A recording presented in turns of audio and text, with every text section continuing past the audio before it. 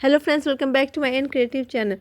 सूरज की पहली किरणें गांव के खेतों पर पड़ रही थी। गंगा के किनारे बसे इस छोटे से गांव में हर सुबह की तरह आज भी खेतों में मेहनत की खुशबू थी, लेकिन आज कुछ अलग था। मेरे खेत के बीचों बीच, जहां मैंने अपनी ज़िंदगी की हर सांस लगाई थी, मेरी लाश पड़ी थी, ठंडी, बेजान और चुप। मेरे हाथ में अभी भी वही पुरानी कुदाल थी जिसके साथ मैंने सालों तक मिट्टी को सहलाया था। मेरे चेहरे पर आखिरी आंसू सूख चुका था, लेकिन मेरी कहानी वो अभी बाकी थी। मेरा नाम था रामदीन। गांव के लोग मुझे रामू काका कहते थे। मेरे लिए ये नाम मेरे पसीने, मेरी मेहनत और मेरे खेतों का पर्याय था। मेरे पास ज़्यादा कुछ नहीं था, बस 2 बीघा ज़मीन, एक छोटा सा मिट्टी का घर और मेरी पत्नी सावित्री जो मेरी ताकत थी। हमारा बेटा गोपाल शहर में पढ़ने गया था। उसने वादा किया था कि वो पढ़ लिख कर गाँव लौटेगा और मेरे खेतों को नया जीवन देगा। लेकिन सपने और हकीकत में कितना फासला होता है, यह मुझे बाद में पता चला। हम किसानों की ज़िंदगी आसान नहीं होती। बारिश का इंतज़ार, सूखे की मार, कर्ज का बोझ और बाज़ार में फसल का सही दाम ना मिलना, ये सब मेरी रोज़मर्रा की जंग थी। फिर भी मैं हार नहीं मानता था। हर सुबह मैं अपने खेतों में जाता, मिट्टी को छूता और उसमें अपने सपने के बीज बोता। सावित्री कहती, रामू तुम्हारी मेहनत एक दिन रंग लाएगी। मैं हंसकर जवाब देता, सावित्री अगर मेहनत से कुछ होता तो आज हमारा गोपाल हमारे साथ होता। पिछले साल सूखा पड़ा, मेरी फसल चौपट हो गई। कर्ज के बोझ तले मैं और सावित्री दोनों दब गए। साहूकार ने धमकी दी कि अगर कर्ज नहीं चुकाया तो वो मेरी ज़मीन छीन लेगा।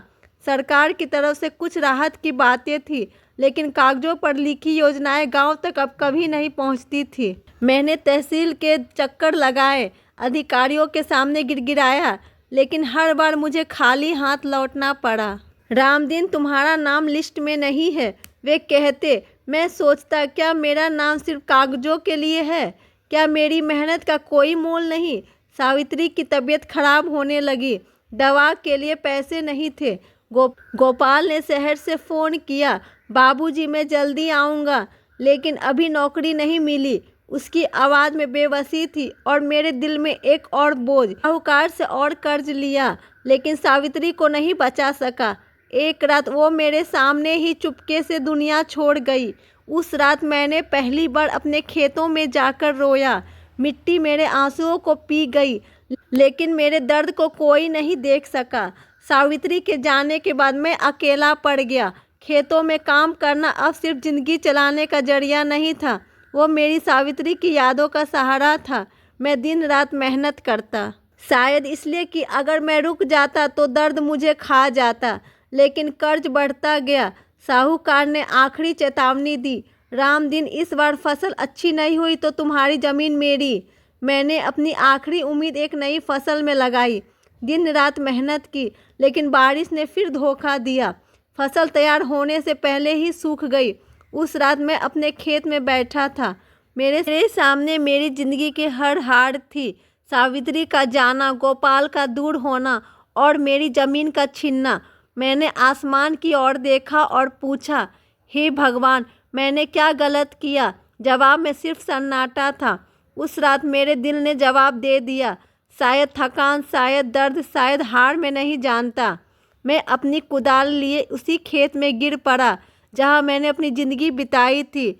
सुबह जब गांव वाले मेरी लाश को देखने आए तो उनके चेहरों पर अफसोस था, लेकिन ये अफसोस मेरे लिए नहीं बल्कि उनकी अपनी बेबसी के लिए था।